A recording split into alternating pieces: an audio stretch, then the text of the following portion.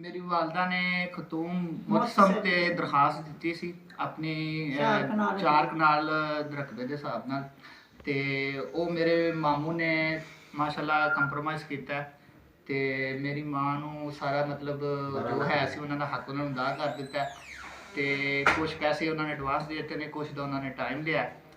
ते साडा माशाल्लाह बड़ा अच्छा कंप्रोमाइज़ होया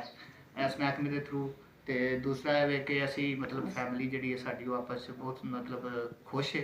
ते असी भी सारे खुश हाँ उन्होंने बहुत सबका बहुत शुक्रिया उन्होंने मेरी हेल्प की थी उन्होंने मेरा ये काम किया मैं बहुत खुश हाँ और मेहरबानी बोलो। मैंने दरख्वास्त दी थी खातून मुहतसिब में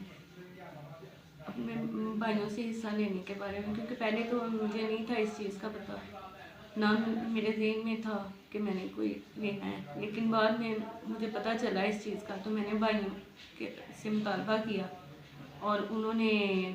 मुझे मेरा पूरा हक दिया है और ये खातून मुहतसिब की तरह की